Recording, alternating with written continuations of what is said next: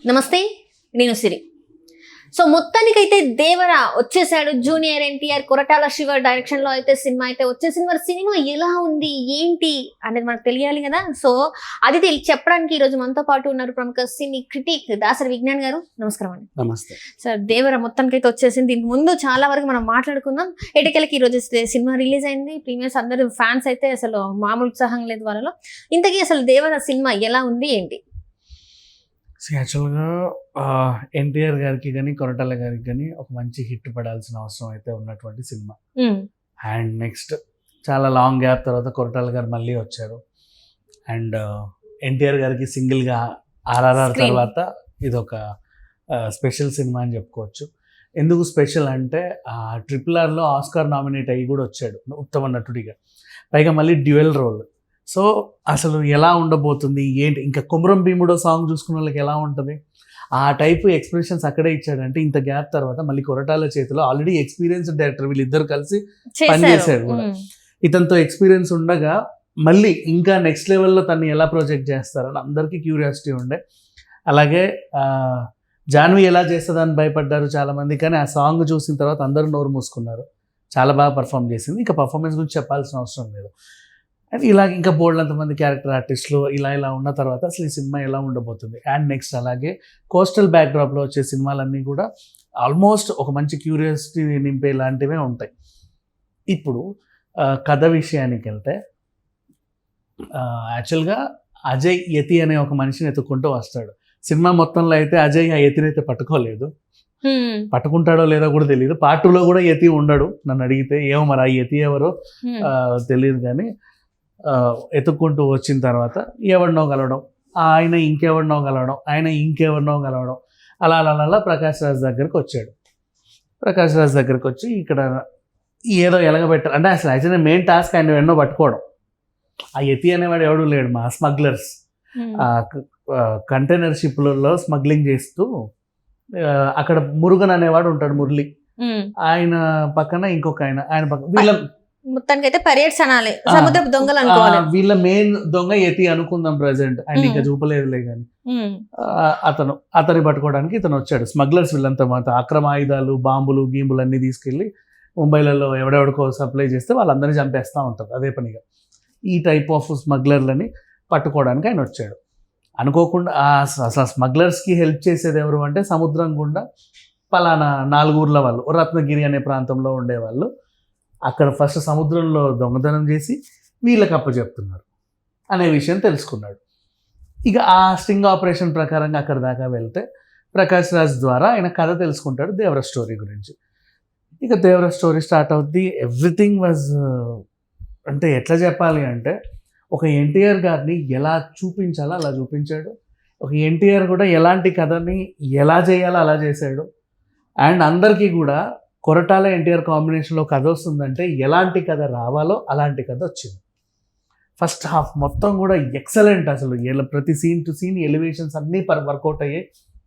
చాలా క్యారెక్టర్స్ ఉన్నాయి, పేర్లు గుర్తుపెట్టుకోవడం కొంచెం కష్టమే. అంటే కొంచెం వింత పేర్లు ఉంటాయి కదా ఇలాంటి వాళ్ళకి.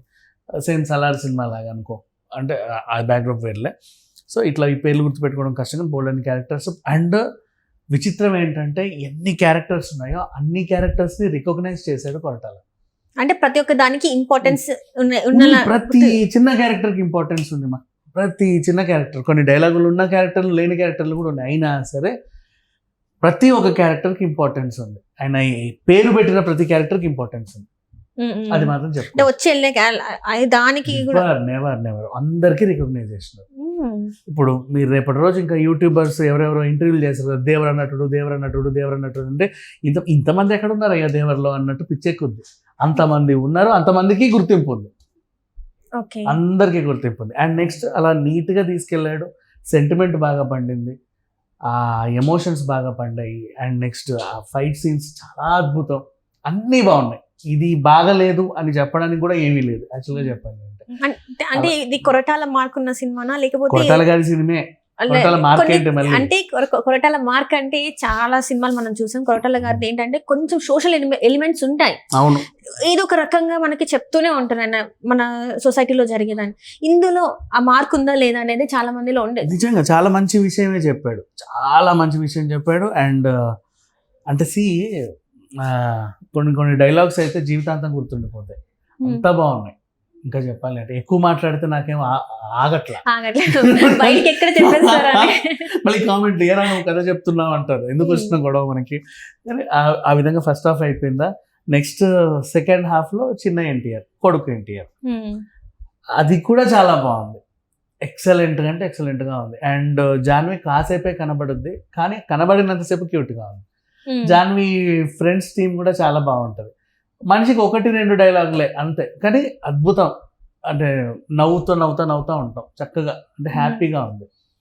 అండ్ అలాగే మంచి సీక్వెన్స్తో ఎండ్ చేశాడు. కాకపోతే క్లైమాక్స్ ఏంటంటే పార్ట్ 2కి సీక్వెన్స్ ఇచ్చి వదిలేశారు. పార్ట్ 2లో ఏం చూడబోతున్నాం అనేది ఆల్రెడీ తెలుసు. అంటే ఈ సినిమాకి ఇంకో అరగంట పొడిగించి కూడా చెప్పొచ్చులే, మరి అంత స్టోరీ పార్ట్ 2లో ఉందా లేదా అనేది కొంచెం ఆలోచించుకోవాల్సిన విషయం, అంతమించి ఇంకేంలా. ఓవరాల్గా ఆడియన్స్ ఎక్స్పెక్ట్ చేసినంత, ఐ మీన్ ఏదైతే ఎక్స్పెక్ట్ చేసి పెట్టుకుంటారో దానికి 1000 రెట్లు ఎక్కువ ఉందని చెప్పుకోవచ్చు. అంటే టెక్నికల్ వాల్యూస్ ఎట్లా అన్నీ కూడా ఇంకా టెక్నికల్ వాల్యూస్ గురించి మాట్లాడుకుంటే, ఒకటి నేను చాలాసార్లు చెప్తాను, నాకు ఎందుకు అనిరుద్ధ్ నచ్చడు మ్యూజిక్ విషయం అని నేను చెప్పాను చాలాసార్లు. బట్ బ్యాక్గ్రౌండ్ స్కోర్ చూసిన తర్వాత అనిరుద్ధ్ కాళ్ళగడికి నెత్తిన చల్లుకోవాలనిపించింది. కానీ అందరు అన్నారు కదా కాపీ కొట్టాడు సాంగ్స్, ఏమన్నా చేసుకొని సినిమా నిలబెట్టాడు. సినిమాకి తెర ముందు ఎన్టీఆర్ హీరో అయితే తెర వెనుక అనిరుద్ధే హీరో. అండ్ ఇక రత్నవేలు కెమెరా వర్క్ గురించి ఎంత మాట్లాడుకున్నా తక్కువే. అండ్ ఇక ప్రతి వాళ్ళు ఆర్టిస్టులు అందరూ బాగా చేశారు. ప్రకాష్ రాజ్ గారికి కూడా మంచి క్యారెక్టర్ పడింది, అందరికి మంచి క్యారెక్టర్స్, ప్రతి ఒక్క క్యారెక్టర్ కి ఇంపార్టెన్స్ ఉంది. అంటే నెగిటివ్స్ పాజిటివ్స్ అంటే ఏం చెప్తారు సినిమాకి? నెగిటివ్స్ అంటూ ఏమీ లేవు దీంట్లో. నెగిటివ్స్ చూసిన 2.5 గంటలో 3 గంటలో 4 గంటలే సినిమా కావచ్చు అమ్మా.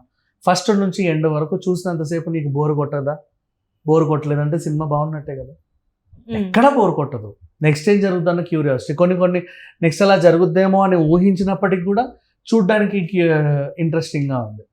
అన్ని ఎలిమెంట్స్ బాగున్నాయి. నటీనటుల విషయానికి వస్తే అందరూ కూడా బాగా చేశారు. అండ్ నిజం సినిమాలో మన మహేష్ బాబు తల్లి ఉందా, తాళ్ళూరి రాజేశ్వరి, ఇందులో కూడా ఉంది ఒక పెద్ద ఆవిడ క్యారెక్టర్.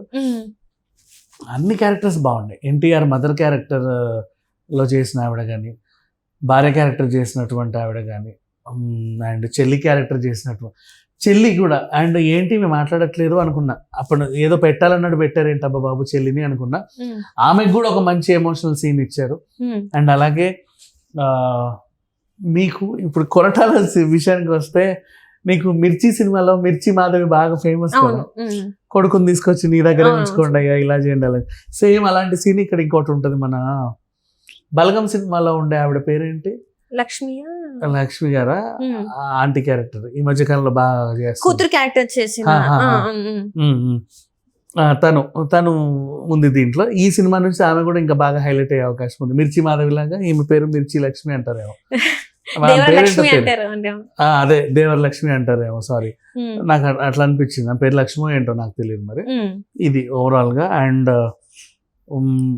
ఒక్కొక్క క్యారెక్టర్ అయితే అదేంటిది కనబడ్డే 2 నిమిషాలు 1 నిమిషం అయినా కూడా వాళ్ళ వల్ల కూడా కథల మలుపులు తిరిగే అవకాశం కనపడింది.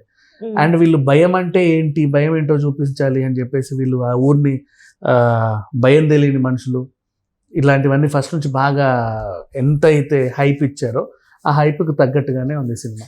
ఎక్కడ ఏముండదు. ఓవరాల్ గా ఈ సినిమాకి మీరు రేటింగ్ ఎంత ఇస్తారు? ఈ సినిమా మనకేంటంటే రక్తపాతాలు, నరకుళ్ళు ఇట్లాంటివి ఉంటే కొంచెం మనం తగ్గించుకుంటామే, కానీ ఓవరాల్గా సినిమా 4.5/5 యాక్చువల్గా చెప్పాలంటే. ఆ 0.5 కూడా ఎందుకు ఇవ్వాల్సి వచ్చే జస్ట్ రక్తపాతం గురించే. నరకుళ్ళు ఎక్కువైపోయాయి, అంత మించి ఇంకేం లేదు. కొంచెం ఇబ్బందికరమైన వాతావరణం, మిగతాదంతా ఓకే. ఇంకా ఎక్కడ ఏం లేదు. ఒక బూతు లేదమ్మా సినిమాలో, అలా కూడా తీస్తారా సినిమా అన్నట్టు. ఎంత బాగుంది తెలుసా. అంటే కొంచెం డబల్ మీనింగ్ డైలాగులను కూడా చాలా అందంగా నవ్వుకునేలా మాట్లాడిచ్చారు. ఎలా చెప్పనా, ఫర్ ఎగ్జాంపుల్ జాన్వీ కపూర్ హీరోని ఇష్టపడతా ఉంటుంది, వాడు బాగా ధైర్యవంతుడైతేనే ఇష్టపడతా ఉంటుంది. కొన్నిసార్లు అతను ధైర్యవంతుడు కాదని తెలిస్తే డల్ అయిపోతూ ఉంటుంది. ఇట్లాంటి క్యారెక్టర్స్లో ఈమె ఫ్రెండ్స్గా హరితేజ అండ్ మన హిమజ వీళ్ళంతా ఉన్నారు. హిమజ ఒక డైలాగ్ హరితేజని అంటది, నీకేంటక్కయ్ చాప ఎక్కిన సంవత్సరానికే పెళ్లి చేసి మంచం ఎక్కిచ్చారు, నీకు దాని బాధ నీకేం తెలుసుద్ది అని చెప్పేసి అనడం. అంటే కొంచెం డబుల్ మీన్ డైలాగ్ కానీ ఇంత అందంగా కూడా చెప్పొచ్చా అది కొరటాలకే చెల్లింది సీరియస్లీ. అండ్ ఇంకా ఇట్లాంటివి కొన్ని ఉన్నాయి, బోల్డ్ అన్ని ఉన్నాయి కానీ చాలా బాగుంది. వద్దులేండి, ఇప్పుడు మిమ్మల్ని తిట్టేస్తారు. ఇంకా సినిమా చూసే వాళ్ళ మీరే మొత్తం స్టోరీ అంటే చెప్తే ఓ పక్క ఎన్టీఆర్ డైలాగ్స్ ఎంత బాగున్నాయో, ఈ వెనకాల తిరిగిన వీళ్ళ డైలాగ్స్ కూడా చిల్ల డైలాగ్స్ కూడా నిజంగా చాలా బాగున్నాయి. సో ప్రతి ఒక్క డైలాగ్ కూడా ఆ డైలాగ్స్ కూడా గుర్తింపు అంటే ఈచ్ అండ్ ఎవ్రీ, నేను ఒక మనిషిని సినిమాలో పెట్టుకున్నాను అంటే ఆ మనిషికి నా ద్వారా యూజ్ ఉండాలి, ఆ మనిషి ద్వారా నా సినిమాకి యూజ్ ఉండాలా అన్నట్టుగా ప్రతిది చాప్టర్ పిన్ టు పిన్ అన్ని బాగా చూసుకొని సినిమాని తెరకెక్కించాడు కొరటాల. అది కొరటాల సినిమా యాక్చువల్లీ. రైట్ అండి. సో గైస్ చూసారు కదా దేవర ఎలా ఉంది ఏంటి అనేది అయితే మనకి విజ్ఞాన్ గారు అయితే చెప్పేశారు. సో మీరు కూడా లేట్ చేయకుండా థియేటర్స్ లో అయితే చూసి ఎంజాయ్ చేయండి. And thank you so much అండి.